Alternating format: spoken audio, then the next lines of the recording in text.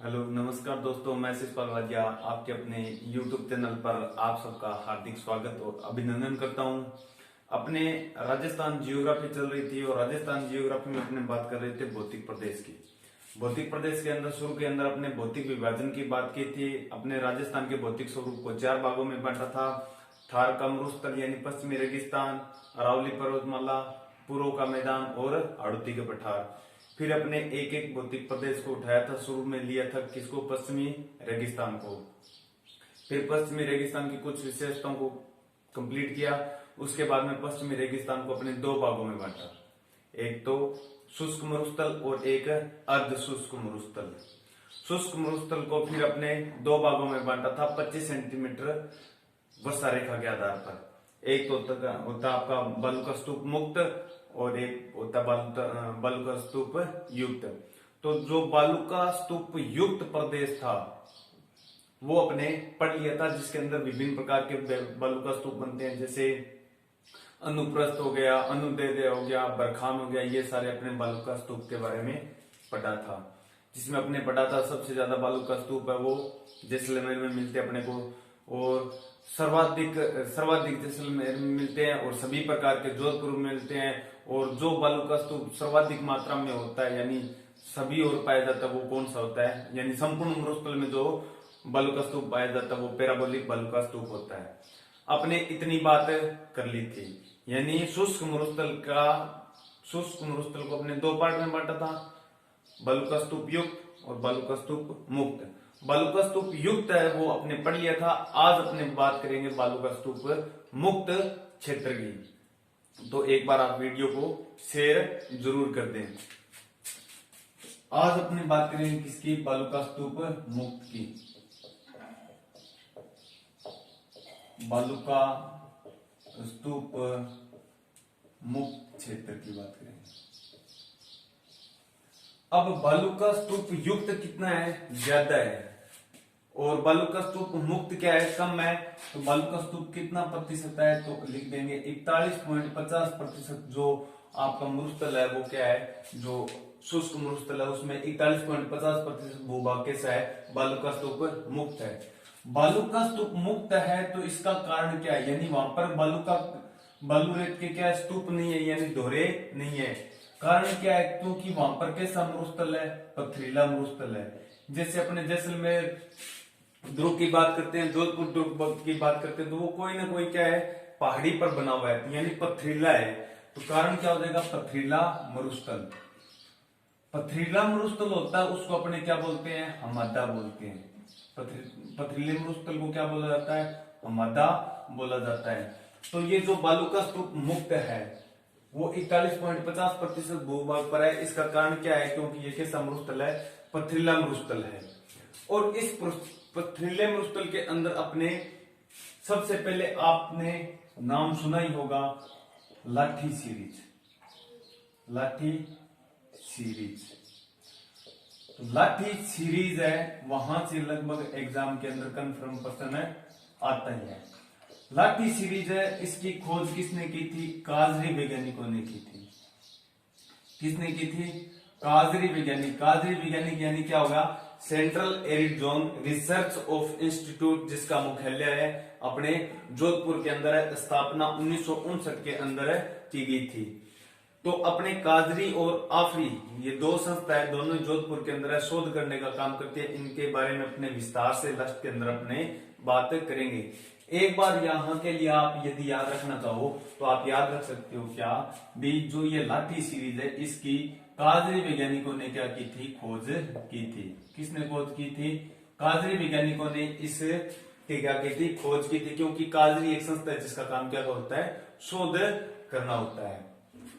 लाठी सीरीज तो काजरी वैज्ञानिकों ने खोज की थी। तो ये एक भूगर्भिक पट्टी है। भू का मतलब होता है भूमि, गर्भ का मतलब होता है अंदर, यानी भूमि के अंदर की एक ये जल पट्टी है, भूगर्भिक जल पट्टी है। यानी भूमि के अंदर पाई जाने वाली एक जल की पट्टी है, जिसकी लंबाई कितनी है? 60 किलोमीटर है। जिसकी लंबाई कितनी है? 60 किलोमीटर है। और कौन से जिले में? तो आप बता सकते हो ये है आपके जैसलमेर जिले में। जैसलमेर जिले में। आपसे पूछ ले तो कहाँ है, तो आप क्या बताओगे? जैसलमेर जिले में है। तो जैसलमेर जिले में भी पूछ ले कहां से कहां है, तो आप बताओगे पोखरण से लेकर मोहनगढ़ तक। पोखरण से लेकर मोहनगढ़ तक 60 किलोमीटर के क्षेत्र के अंदर, भूमि के अंदर एक जल की पट्टी पाई जाती है, जिसे क्या बोलते हैं? लाठी सीरीज बोलते हैं। खोज काजरी वैज्ञानिकों द्वारा इसकी की गई है। तो इस लाठी सीरीज में अपने को क्या क्या देखने को मिलता है? तो इसमें विशेष रूप से यदि आपने बात करें तो इसमें अपने को कुछ घास देखने को मिलती है। और वो घास कौन कौन सी है? तो अपने कुछ मुख्य घासों की बात करें तो जैसे हो गया, एक तो होगी आपके सेवन होगी, एक दामन हो गई, एक तड़गम हो गई, तड़गम हो गई, सेवन दामन तड़गम। ये अपने क्या है, इस लाठी सीरीज के अंदर कुछ घासें पाई जाती है। और इन घासों के अंदर यदि अपने मैं विशेष रूप से बात करना चाहूं तो वैसे सेवन घास वैसे और भी होती है, जिसे अपने वन वाले टॉपिक के अंदर कवर करेंगे। विभिन्न प्रकार की घासें होती है, लेकिन इसमें मुख्य रूप से यदि बात करें तो सेवन दामन करड़, सेवन दामन करड़ तड़गम आदि घासें पाई जाती है। जिसमें से अपने कुछ एक बात किसकी करेंगे? सेवन घास की बात करेंगे। सेवन घास को जब काट दिया जाता है, यानी सेवन कट्टे घास को क्या बोलते हैं? सेवन कट्टे घास को बोला जाता है लिलोण। क्या बोला जाता है? लिलोण बोला जाता है सेवन कट्टे घास को। और ये जो सेवन है वो गोडावण, और गोडावण क्या है? गोडावण एक तो आपके सबसे पहले यदि मैं बात करना चाहूं तो गोडावण अपने राजस्थान का क्या है? राज्य पक्षी है। दूसरी बात करना चाहूं तो ये जैसलमेर जिले का शुभंकर भी है। और ये जो सेवन घास है वो गोडावण की क्या मानी जाती है? प्रजनन स्थली मानी जाती है। क्या मानी जाती है? सेवन घास है वो गोडावण की क्या मानी जाती है? प्रजनन स्थली मानी जाती है। अब यदि आपसे इसके बाद में पूछ ले, इतनी घासों की बात चल रही है तो आपसे पूछ ले भाई पौष्टिक घास कौन सी होती है? पौष्टिक घास, तो आपका उत्तर आना चाहिए पौष्टिक घास यदि पूछ ले तो आपका उत्तर आएगा मुराल। मुराल कैसी घास है? एक पौष्टिक घास है। उसके बाद में यदि लाठी सीरीज से कोई प्रश्न आता है तो आपसे ये पूछा जा सकता है मरुस्थल में, किसमें? मरुस्थल, पश्चिमी रेगिस्तान मरुस्थल की बात कर रहे हैं तो मरुस्थल का जिक्र होगा। मरुस्थल में पारिस्थितिक संतुलन का उदाहरण बताओ। संतुलन का उदाहरण बताओ तो आपका उत्तर होगा लाठी सीरीज। सबसे इंपॉर्टेंट प्रश्न है, ये ध्यान देने वाली बात है भाई।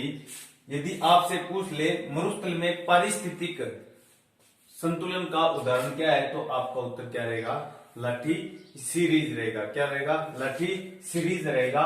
और लाठी सीरीज से लास्ट यदि कोई प्रश्न आपसे पूछा जा सकता है तो वो पूछा जा सकता है थार का नखली स्थान किसे कहते हैं? थार का नखली स्थान किसे कहते हैं? तो आपका उत्तर आएगा लाठी सीरीज। नखली स्थान का मतलब, कहने का मतलब पूरे मरुस्थल के अंदर कुछ है कि ये जो 60 किलोमीटर वाला यहाँ पर क्या पाई जाती है? भूगर्भिक जल पट्टी पाई जाती है। भूमि के अंदर जब जल पट्टी पाई जाती है तो यहाँ आसपास क्या होगा? घास होगा। और अपने को एक थार का जो एक अपने को कुछ घास का एक स्थान दिखाई देगा, जिसे अपने बोल देते हैं थार का नकली स्थान, या इसको बोला जाता है ओएसिस। ओएसिस।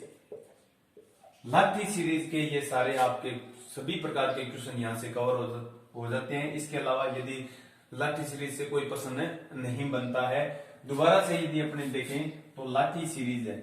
लाठी सीरीज की खोज किसने की थी? काजरी वैज्ञानिकों ने की थी। काजरी का मतलब होता है central arid zone research of institute, यानी केंद्रीय शुष्क अनुसंधान केंद्र, जिसका मुख्यालय जोधपुर के अंदर है। 1959 के अंदर इसकी स्थापना की गई थी। काजरी की तरह आफ्री भी होता है। काजरी की तरह आफ्री भी होता है। आफ्री का मतलब होता है arid zone research of institute, जिसके अपने काजरी और आपरी की सम्मिलित रूप से अपने लास्ट के अंदर बात करेंगे, क्योंकि यहां से प्रश्न आने की संभावना पूरी की पूरी रहती है। और तो अपने बात कर रहे हैं लाठी सीरीज की। लाठी सीरीज क्या है? एक भूगर्भिक जल पट्टी है। भू का मतलब होता है भूमि, गर्भिक का मतलब भूमि के अंदर। भूमि के अंदर एक जल की पट्टी है, कितने किलोमीटर की है, कितने किलोमीटर के क्षेत्र में है, 60 किलोमीटर के क्षेत्र में है। कौन से जिले में, जैसलमेर में। जैसलमेर में भी पूछ ले तो कहां से कहां तक है, तो आपका उत्तर आएगा पोखरण से लेकर मोहनगढ़ तक। इसमें कुछ घासें पाई जाती है, जैसे सेवन, दामन, करड़, तरडगम। विशेष रूप से यदि अपने सेवन की बात करें तो सेवन कटे घास को अपने क्या बोलते हैं, लिलोन बोलते हैं। और ये गोडाउन की क्या मानी जाती है, आपके प्रजनन स्थली मानी जाती है। गोडाउन राज्य का, राजस्थान का राज्य पक्षी भी है। पौष्टिक घास यदि आपसे पूछ ले तो क्या है, मुराल है। फिर दो इंपॉर्टेंट प्रश्न की अपने बात की थी, थार का नकली स्थान या ओएसिस किसे कहते हैं, तो आपका उत्तर आएगा लाठी सीरीज। यदि आपसे प्रश्न पूछ ले मरुस्थल में पारिस्थितिक संतुलन का सर्वश्रेष्ठ उदाहरण क्या है, तो आपका उत्तर क्या आएगा, लाठी सीरीज। आप इसको इसी प्रकार नोट भी कर सकते हो साथ साथ में।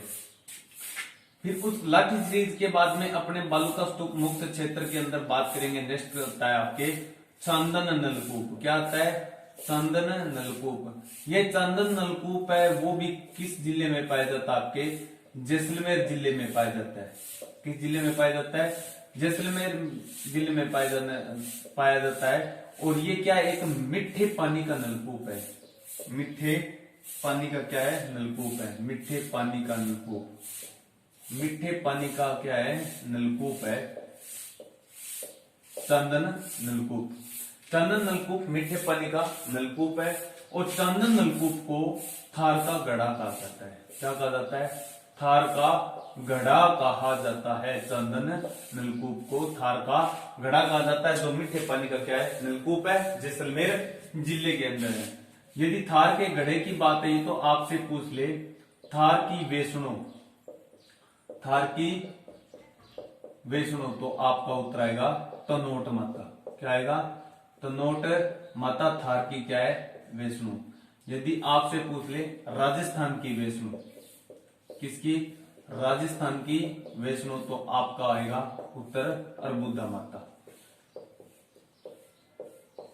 थार की वेष्णु तनोट माता, राजस्थान की वेष्णु अर्बुदा माता। ये चंदन नलकूप के बारे में अपने बात थी। चंदन नलकूप क्या, मीठे पानी का एक नलकूप है जैसलमेर जिले के अंदर, जिसे अपने क्या बोलते हैं, थार का गढ़ा बोलते हैं। थार की वेष्णु तनोट माता है और राजस्थान की वेष्णु अर्बुदा माता है। उसके बाद में आपने एक नाम सुना होगा, पीवना। पीवना, पीवना एक क्या है, जहरीला सांप है।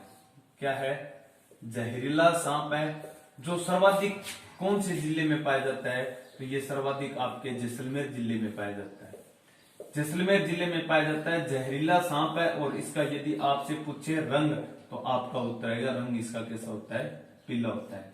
पीले रंग का एक जहरीला सांप होता है, जो मरुस्थल के अंदर जैसलमेर जिले के अंदर सर्वाधिक पाया जाता है। और उसके बाद में अपने यदि बात करें तो आपने एक शब्द सुना होगा, नेहड़।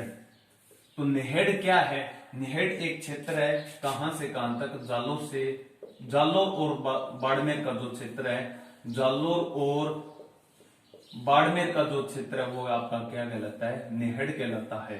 क्या कहलाता है, जालोर और बाड़मेर का जो क्षेत्र है वो आपका नेहड़ कहलाता है। साथ साथ में आप नोट भी कर सकते हो। फिर अपने यदि नेक्स्ट बात करें तो नेक्स्ट आता है आपका एक अक्कल वुड फॉसिल पार्क। अक्कल वुड फॉसिल पार्क। अक्कल एक गांव का नाम है, जो कौन से जिले में है, जैसलमेर जिले में। अक्कल एक क्या है, गांव का नाम है, कौन से जिले में है, जैसलमेर जिले में। वुड का मतलब होता है लकड़ी, या अपने बोल सकते हैं इसको कास्ट। फॉसिल का मतलब होता है जीवाश्म, जीवाश्म ईंधन। यानी जो आपका थार का मरुस्थल है उसके अंदर जो आपका बालूका स्तूप मुक्त क्षेत्र है, उस मुक्त क्षेत्र के अंदर एक अक्कलवुड फॉसिल पार्क यानी जीवाश्म ईंधन पाया जाता है, जो राजस्थान का एकमात्र है। राजस्थान का एकमात्र जो जीवाश्म ईंधन, राजस्थान का एकमात्र क्या है, जीवाश्म ईंधन है। राजस्थान का एकमात्र क्या है, जीवाश्म ईंधन है, जो आपके थार के मरुस्थल के अंदर पाया जाता है। यदि आपसे इसके बारे में और पूछ ले तो आप ये कहोगे, थार के मरुस्थल में यदि पूछ ले कहाँ है तो आप बताओगे जिसका आपने पहले भी जिक्र किया था, थार के मरुस्थल के अंदर राज्य का सबसे बड़ा वन्य अभयारण्य पाया जाता है, राष्ट्रीय मरु उद्यान जैसलमेर बाड़मेर। मरु उद्यान जैसलमेर बाड़मेर कहाँ पाया जाता है? ये मरु उद्यान। और मरु उद्यान जो अभयारण्य है वो कहां पर? आपके जैसलमेर और बाड़मेर 2 जिलों में है। और इसका क्षेत्रफल 31 और 31 दूनी 62 वर्ग किलोमीटर क्षेत्रफल के अंदर ये फैला हुआ है। मरु उद्यान वन्य अभयारण्य है जिसमें राजस्थान का एकमात्र जीवाश्म ईंधन पार्क आकलगुड फॉसिल पार्क पाया जाता है। और यदि आपसे पूछ ले तो यहां अपने को विश्व के सबसे प्राचीनतम लकड़ी के अवशेष मिले हैं। लकड़ी के अवशेष, विश्व के सबसे प्राचीनतम लकड़ी के अवशेष मिले हैं।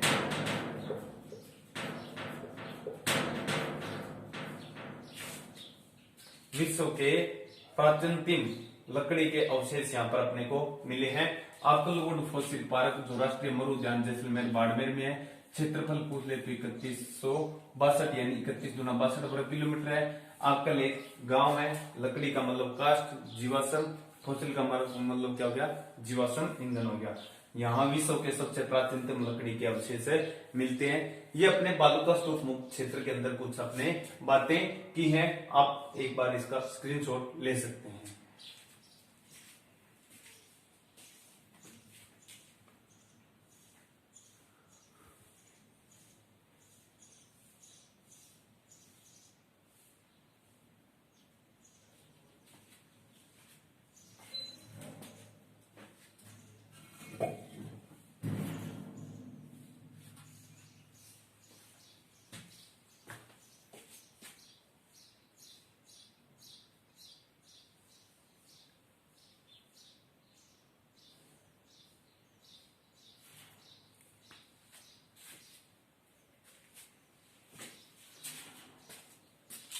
स्क्रीनशॉट ले लिया होगा आपने। अब अपने नेक्स्ट बात करेंगे।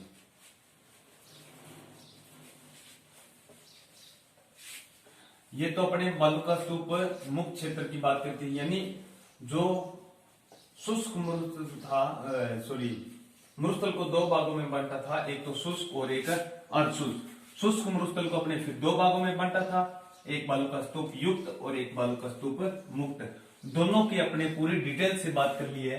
इसके अलावा एग्जाम में कोई भी प्रश्न आपके नहीं बनता है, सारे प्रश्न मेरे द्वारा आपको करवा दिए गए हैं। यदि आपने पीछे के वीडियो नहीं देखे हैं तो एक बार आप उन वीडियो को जरूर देखें। भौतिक प्रदेश से संबंधित कोई भी क्वेश्चन आपके दिमाग, कोई भी क्वेश्चन है वो डाउटफुल नहीं होगा। फिर भी यदि कोई क्वेश्चन रह जाता है तो आप अपने कमेंट बॉक्स में आप लिख सकते हैं। अब अपने जो नेक्स्ट आगे बात करेंगे वो है आपका अर्धशुष्क मरुस्थल। इसकी बात करेंगे अपने अर्धशुष्क मरुस्थल की। जो आपका थार का मरुस्थल था, इसमें अपने एक तो पार्ट, जैसे मान लो ये अपना थार का मरुस्थल था, ठीक है, इसके अपने 2 पार्ट कर लिए थे, अर्धशुष्क और शुष्क। ये हो गया आपका शुष्क और ये हो गया अर्धशुष्क। अब मैं क्या करता हूं, इस अर्धशुष्क को अलग ले लेता हूं। क्या ले लेता हूं? इसको अलग ले लेता हूं। जैसे मान लिया ये अपना क्या है? अर्धशुष्क मरुस्थल है। क्या है? अर्धशुष्क मरुस्थल है। अब अर्धशुष्क मरुस्थल है, उसको भी अपने कितने भागों में बांट दिया है? 4 भागों में बांटा गया है। कितने भागों में बांटा गया है? 4 भागों में। तो 1, 2, 3 और 4। ये आपका कहलाएगा गगर का मैदान या गगर वाला क्षेत्र। ये आपका कहलाएगा शेखावटी क्षेत्र। शेखावटी क्षेत्र। ये आपका कहलाएगा नागौरी उच्च भूमि। नागौरी उच्च भूमि। और ये आपके कहलाएगा लूणी बेसिन। अपने बात किसकी कर रहे हैं? अर्धशुष्क मरुस्थल की। मैं यहां पर नोट कर देता हूं किसकी बात कर रहे हैं अपने? अर्ध शुष्क मरुस्थल की, अर्ध शुष्क मरुस्थल। तो अर्ध शुष्क मरुस्थल से यदि आपको पूछे तो अर्ध शुष्क मरुस्थल को 4 भागों में बांटा जाता है। नंबर 1 की बात करें तो गगर, नंबर 2 की बात करें तो शेखावटी, नंबर 3 की बात करें तो नागौरी उच्चभूमि, नंबर 4 की बात करें तो लूणी बेसिन। अपने एक एक को उठाएंगे और इसके बारे में अपने बात करेंगे। तो अपने स्टार्ट करते हैं नंबर 1। नंबर 1 पर आता आपका घग्गर का मैदान, घग्गर का मैदान।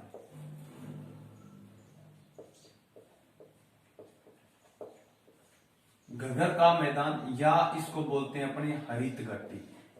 क्या बोलते हैं? हरित घाटी।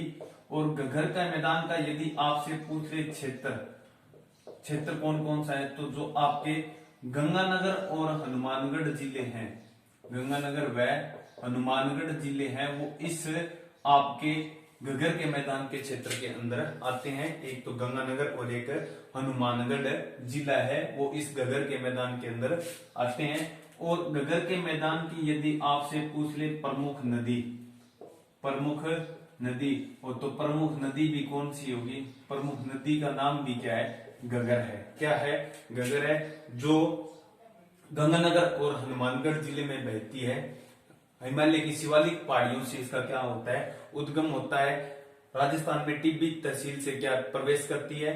गंगानगर हनुमानगढ़ जिले में बहती हुई पाकिस्तान के, जब इसके अंदर बाढ़ आ जाती है, अधिक पानी आ जाता है इसके अंदर, तो ये इसका जो पानी है वो पाकिस्तान के फोर्ट अब्बास तक चला जाता है। नदियों की अपने अलग से बात करेंगे। एक बार अपने सिर्फ और सिर्फ यहाँ प्रमुख क्षेत्र के अंदर जो नदी है उसका अपने नाम का ध्यान रखना है। तो घग्गर के मैदान के क्षेत्र की सबसे प्रमुख नदी कौन सी है? घग्गर नदी है। यदि आपसे पूछ ले, फिर थोड़ी बहुत अपने बात पूछ ले, राजस्थान में प्रवाह, यानी राजस्थान में जो प्रवाह है घग्गर नदी का, उसे क्या कहा जाता है? तो आपको ध्यान होना चाहिए, जो राजस्थान में घग्गर का जो प्रवाह है वो नाली या क्या कहलाता है? पाट कहलाता है। क्या कहलाता है? पाट कहलाता है। जब इसमें बाढ़ आ जाती है या ज्यादा पानी आ जाता है, तो इस नदी का जो पानी है वो कहां तक चला जाता है? पाकिस्तान चला जाता है। और पाकिस्तान में कहां तक जाता है? फोर्ट अब्बास तक जाता है। और पाकिस्तान में इसका जो प्रवाह क्षेत्र है, पाकिस्तान में प्रवाह क्षेत्र है, उसे क्या कहते हैं? पाकिस्तान में इसका प्रवाह क्षेत्र कहलाता है हकरा। यानी क्या नाम हो जाता है इसका? हकरा हो जाता है प्रवाह क्षेत्र का। और राजस्थान में इसे क्या बोलते हैं? नाली या पाट बोलते हैं। ये अपने घग्गर का मैदान था। फिर नंबर 2 की बात करते हैं, शेखावटी। शेखावटी, शेखावटी प्रदेश, शेखावटी प्रदेश, शेखावटी प्रदेश बोल दो, या आंतरिक प्रवाह प्रदेश। आंतरिक प्रवाह प्रदेश, आंतरिक प्रवाह प्रदेश का मतलब होता है इस शेखावटी क्षेत्र के अंदर जो भी नदियां हैं वो उनका पानी राजस्थान के अंदर ही रहता है, या इनके अंदर जो नदी है उसका उद्गम राजस्थान के अलावा कहीं और से नहीं होता है। यानी राजस्थान के अंदर है। ये जो अपने घग्गर की बात करते हैं तो ये एक अंतरराष्ट्रीय नदी होगी। क्यों होगी? क्योंकि इसका उद्गम है जो हिमालय की शिवालिक पहाड़ियों से होता है। हिमालय की शिवालिक यानी बाहर से आ रही है, राजस्थान के अंदर से नहीं है। कहने का मतलब जो ये शेखावटी प्रदेश है, इसका प्रवाह क्षेत्र राजस्थान के अंदर ही रहता है, इसलिए इसे आंतरिक प्रवाह की नदी, आंतरिक प्रवाह का क्षेत्र भी अपने बोल देते हैं, आंतरिक प्रवाह क्षेत्र। या आप इसको बोलते हैं बांगड़ क्षेत्र, बांगड़ क्षेत्र। एक होता है बागड़, एक होता है बांगड़। एक होता है आपके बांगड़ और एक होता है बागड़। अब देखो, जैसे आप, ये राजस्थान है, ये ऊपर बिंदी लगी हुई है, तो बिंदी तो क्या रहेगी? ऊपर रहेगी। और ये बागड़ टूट कर कहां गया? नीचे आ गया। कहने का मतलब ऊपर बिंदी रहेगी तो इसको क्या बोलेंगे? अपने बांगड़ क्षेत्र। और बांगड़ ऊपर क्या है? शेखावटी क्षेत्र है। और ये बिंदी ऊपर रहेगी और ये बागड़ नीचे टूट कर पड़ गया बागड़। यानी जो दक्षिण के अंदर आपका हाड़ौती क्षेत्र है, डूंगरगढ़, बांसवाड़ा, प्रतापगढ़, वो क्षेत्र आपका क्या कहलाएगा? बागड़ प्रदेश कहलाएगा। तो बांगड़ और बागड़ में थोड़ा अंतर है, वो आप ध्यान रखें। तो शेखावटी क्षेत्र प्रदेश हो गया, आंतरिक प्रवाह क्षेत्र भी बोलते हैं, इसे बांगड़ क्षेत्र भी बोल देते हैं। सबसे पहले यदि इसके अंदर मैं बात करूं किसकी, क्षेत्र की, किसकी बात करता हूं, क्षेत्र की, तो इस क्षेत्र के अंदर कौन कौन से जिले आते हैं, तो आपका एक तो हो गया चूरू, एक हो गया आपका झुंझुनू, और एक हो गया आपका सीकर, और एक हो गया आपका नागौर का कुछ हिस्सा यानी उत्तरी नागौर। ये कुछ जिले हैं जो शेखावटी क्षेत्र के अंदर आते हैं। किसके अंदर आते हैं, शेखावटी क्षेत्र के अंदर आते हैं। और यहाँ की जो प्रमुख नदी है वो कौन सी होती है, कांतली है। नदियों की अपने अलग से बात करेंगे, क्या है, कांतली है। और यदि इसका पूछ ले आपसे प्रवाह क्षेत्र, क्या पूछ ले, प्रवाह क्षेत्र, तो आपका उत्तर आएगा तोरावाटी। क्या आएगा, तोरावाटी। यानी इसका जो प्रवाह क्षेत्र है वो क्या कहलाता है, आपका तोरावाटी कहलाता है। अब अपने आगे बात इसकी ओर करते हैं।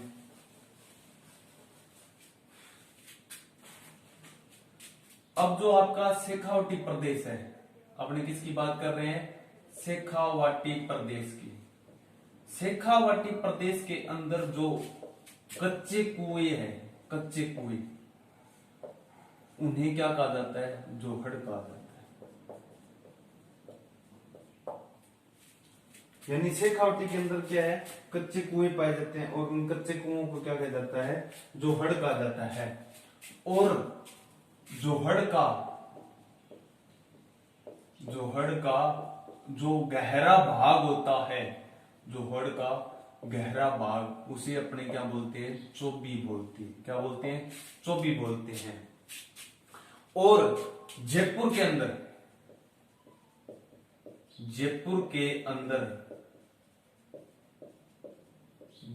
अंदर कुएं को क्या बोलते हैं, कुएं को बोलते हैं बेरा या बेरी। बेरा या बेरी, ये अपने किस में बोलते हैं, जयपुर के अंदर कुओं को क्या बोला जाता है, बेरा या बेरी बोला जाता है। यानी अपने शेखावटी प्रदेश की बात चल रही थी। शेखावटी प्रदेश या आंतरिक प्रवाह क्षेत्र कहते हैं, क्योंकि इसका जो प्रवाह क्षेत्र है वो राजस्थान के अंदर ही रहता है। इसे बांगड़ क्षेत्र भी कहते हैं। अपने पढ़ा था बांगड़ और बांगड़ दोनों में अंतर है। बिंदी लगी है तो ऊपर रह गया, ऊपर अपना नक्शे में क्या आता है, शेखावटी प्रदेश आता है। और बिंदी ऊपर रह गई और बांगड़ क्या है, नीचे टूटकर नीचे आ गया। और नीचे कहां पर, जो डूंगरपुर बांसवाड़ा वाला दक्षिण जो क्षेत्र है, हाड़ौती वाला, वहां पर आ गया। और वो क्या कहलाता है, आपका बांगड़ क्षेत्र कहलाता है।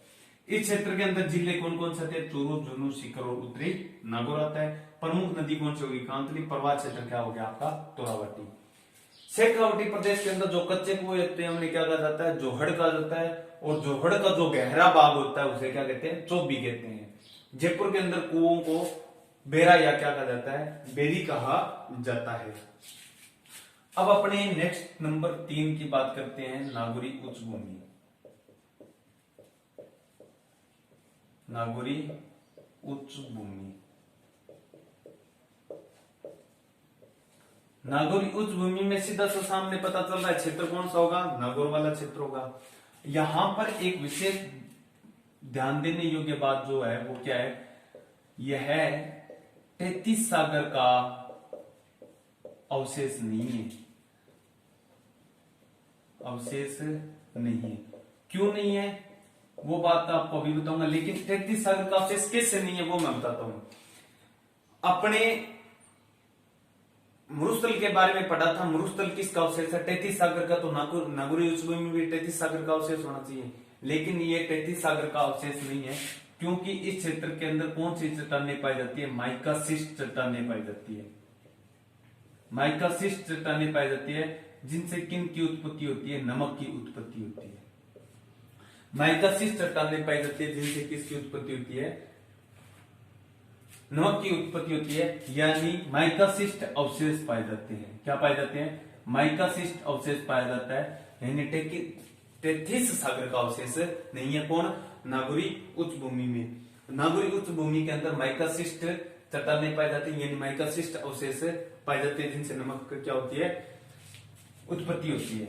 इस नागौरी उच्च भूमि के अंदर सबसे फेमस सबको ही पता है क्या होती है, एक कुबड़ पट्टी,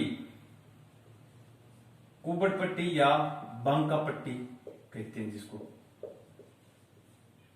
कुबड़ पट्टी या बांका पट्टी पाई जाती है, जो कहां से कहां तक है, जो आपका एक होता है अजमेर, एक जिला आपका अजमेर और नागौर के बीच के क्षेत्र में पाई जाती है। अजमेर और नागौर के मध्य नमक की एक पट्टी पाई जाती है जिसे कुबड़ पट्टी या बांका पट्टी कहते हैं। कुबड़ पट्टी या बांका पट्टी क्यों कहा जाता है, क्योंकि इस क्षेत्र के अंदर फ्लोराइड की मात्रा क्या होती है, अधिक होती है, यानी जो पानी है उसके अंदर फ्लोराइड की मात्रा पाई जाती है, जिससे क्या है लोग कुबड़े होने लगे, क्या होने लगे, कुबड़े होने लगे। आपसे पूछ ले भाई राजस्थान के अंदर ऐसा कौन सा जिला है जिसके अंदर सर्वाधिक फ्लोराइड पाया जाता है, पानी में सर्वाधिक फ्लोराइड पाया जाता है, तो आपका उत्तर आएगा नागौर। जिला पूछ ले तो नागौर, और फ्लोराइड युक्त गांव पूछ ले तो आपका नाम आएगा आसका। आसका गांव है जो नागौर के अंदर पाया जाता है, नागौर के अंदर आता है, वो राजस्थान का सबसे फ्लोराइड युक्त गांव है। जिला यदि आपसे पूछ ले तो क्या है, नागौर है। इसके अलावा इंपॉर्टेंट यदि मैं बात करना चाहता हूं नागौरी उस भूमि के अंदर, तो आपने एक नाम सुना होगा हरियल पक्षी, हरियल पक्षी, हरियल पक्षी आपने एक नाम सुना होगा। हरियल पक्षी बोल देते हैं या फिर इसे बोलते हैं हरा कबूतर। क्या बोलता है, क्या बोला जाता है, हरा कबूतर। यह हरियल पक्षी क्या करता है, जमीन पर कभी भी अपना पांव नहीं रखता है। तो ये जो हरियल पक्षी है वो भी अपने को यहाँ पर देखने को मिलता है, किसमें, नागौरी उच्च भूमि के अंदर देखने को मिलता है। इसके अलावा यदि आप मुख्य रूप से यदि आपसे पूछ ले तो आपका उत्तर आएगा सरिस्का अभ्यारण्य। तो सरिस्का अभ्यारण्य कहां पर, आपके अलवर में है। इस क्षेत्र में अपने को ये हरे कबूतर या हरियल पक्षी देखने को मिलता है। तो ये जो हरियल पक्षी है वो इस क्षेत्र में अपने को देखने को मिलता है, और हरियल पक्षी कभी भी अपने जो पांव है वो जमीन पर नहीं रखता है। ये किसके बारे में बातें कर रहे थे, अपने नागौरी उच्च भूमि के अंदर। विशेष रूप से बात क्या है, 33 सागर का अवशेष नहीं है, किसका अवशेष है, माइकलसिस चट्टानों का अवशेष है, जिनसे किन की उत्पत्ति होती है, नमक की उत्पत्ति होती है। और नागौरी भूमि के अंदर क्या पाई जाती है, कुबड़ पट्टी या बांका पट्टी पाई जाती है, जो अजमेर और नागौर के मध्य है। सर्वाधिक फ्लोराइड युक्त जिला पूछ ले तो आपका क्या हो जाएगा, नागौर। गांव पूछ ले तो क्या हो जाएगा, आसका। फिर अपने बात की थी हरियल पक्षी या हरे कबूतर। हरे कबूतर भी इस नागौरी उच्च भूमि देखने को मिलते हैं। इसके अलावा यदि मुख्य रूप से आपसे पूछे तो इसका उत्तर क्या रहेगा, सरिस्का अभ्यारण्य अलवर में हरे कबूतर अपने को देखने को मिलते हैं। एक बार आप इसका स्क्रीनशॉट ले लीजिए, उसके बाद में नेक्स्ट अपने आगे बात करते हैं।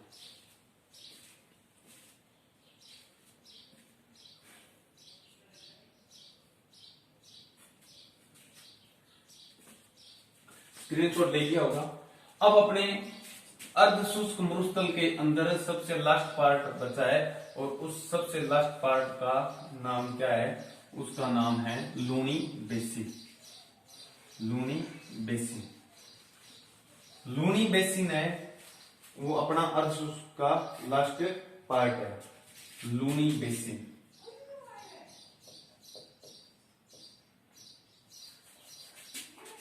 कितने नंबर अपने, 4 नंबर है। क्या आपका Luni basin, Luni basin. Luni basin के अंदर सबसे पहले यदि मैं बात करना चाहूं तो यहाँ की प्रमुख नदी क्या हो जाएगी, आपकी लूनी नदी हो जाएगी। क्या हो जाएगी, लूनी नदी हो जाएगी। और यदि मैं क्षेत्र की बात करना चाहूं तो जो लूनी नदी के अंदर जो आपके जिले आते हैं वही इसका क्या है माना जाता है, क्षेत्र माना जाता है। तो इसके लिए आप एक ट्रिक क्या वो लिख सकते हैं, अनुप, लूनी यानी लून। 2 व्यक्तियों को कहा गया कि तू लून लेके आओ, एक का नाम था अनुप और एक का नाम था जेबीजे। ए से हो गया अजमेर, यानी लूनी नदी का उद्गम अजमेर के नागपाड़ से होता है। फिर उसके बाद में यदि मैं बात करना चाहूं तो किसका आ जाएगा, नागौर।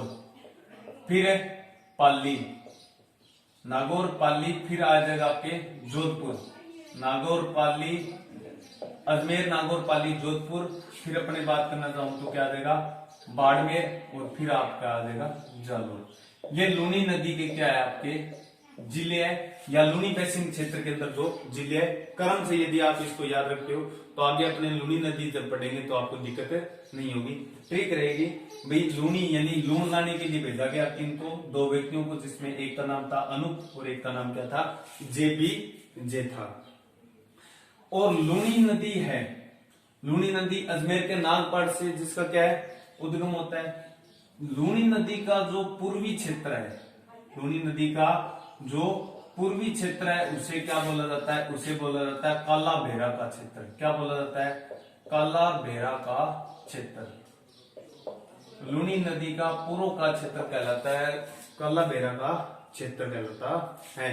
और यदि आपसे पूछे लूनी नदी का प्रवाह क्षेत्र, लूनी नदी का क्या पूछ ले, प्रवाह है क्षेत्र, तो आपका उत्तर आएगा लूनी नदी का प्रवाह क्षेत्र क्या कहलाता है, आपके गोडवाड़ प्रदेश कहलाता है। क्या कहलाता है, गोडवाड़ प्रदेश कहलाता है लूनी नदी का प्रवाह क्षेत्र। जालोर के अंदर यदि आपसे पूछ ले, जालोर के अंदर लूनी नदी का प्रवाह क्षेत्र क्या होता है, तो आपका उत्तर आएगा रेल या नाडा, रेल या नाडा आएगा इसका उत्तर, या आएगा इसका उत्तर नेहड़। ठीक है, ये तो अपने किसकी बात थी, लूनी नदी की बात थी। लूनी नदी यानी अपने लूनी बेसिन चल रहा है, लूनी बेसिन के अंदर अपने क्षेत्र की बात करेंगे तो अनूप जे नमक लाने के लिए भेजा यानी लून लाने के लिए।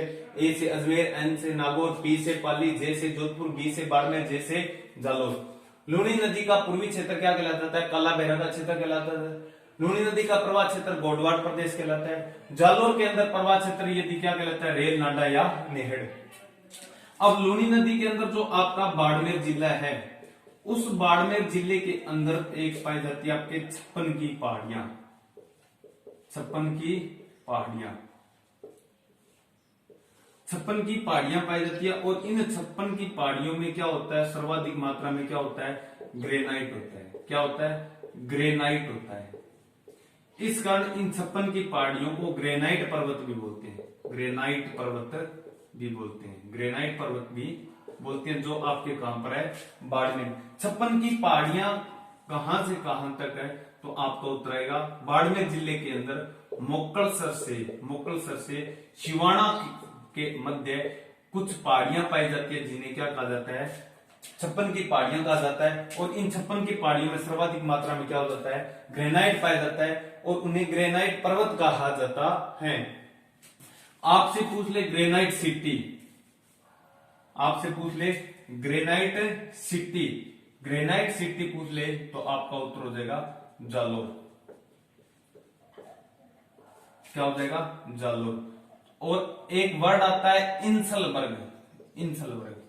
तो जालोर के अंदर जो गुबंदाकार पहाड़ियां पाई जाती है, गुबंदाकार यानी गुबंद के आकार की क्या पाई जाती है, पहाड़ियां पाई जाती है जालोर के अंदर। और उन पहाड़ियों में भी क्या होता है, ग्रेनाइट होती है।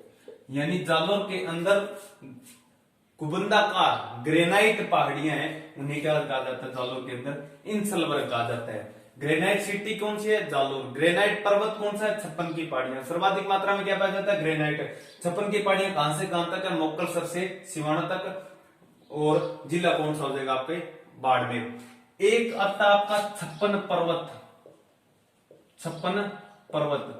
तो 56 पर्वत ध्यान रखना कहां पर है, उदयपुर है। 56 पहाड़ियां अलग है, 56 पर्वत अलग है। 56 पहाड़ियां अलग है और 56 पर्वत है अलग है। इन 56 की पहाड़ियों के अंदर एक पर्वत पाया जाता है जिसका नाम होता है नाकोड़ा पर्वत। जिसका नाम क्या है, नाकोड़ा पर्वत। और इसे जैनियों का तीर्थ स्थल माना जाता है, धार्मिक स्थल जैनियों का।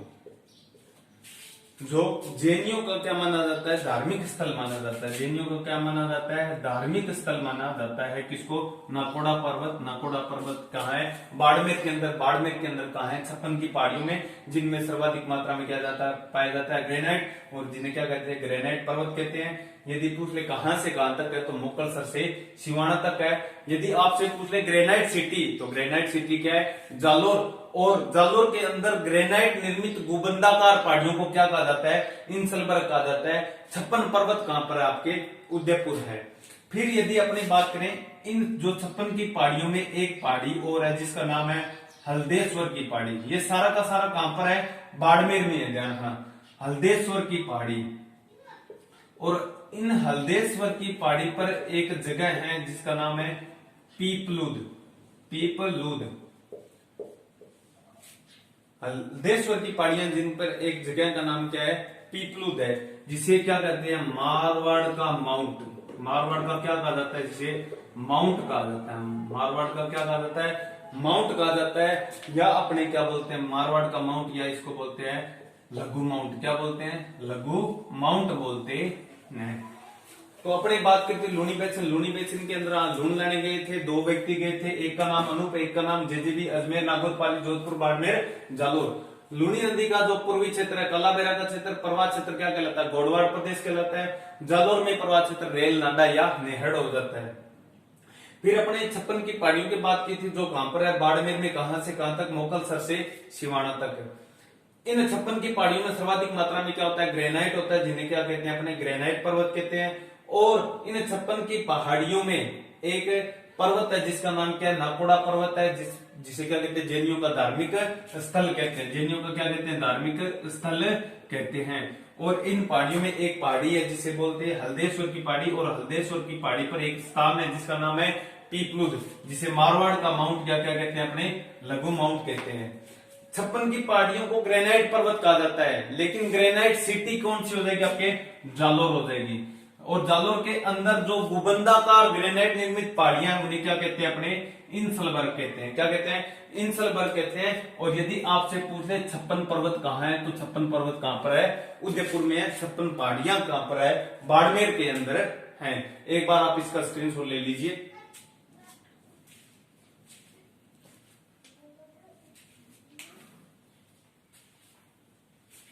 स्क्रीनशॉट ले लिया होगा।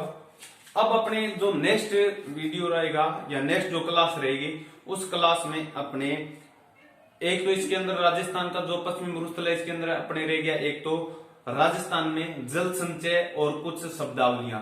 यानी अगली जो भी क्लास होगी उसके अंदर पश्चिमी रेगिस्तान पूरी तरह से कंप्लीट हो जाएगा। शुरू से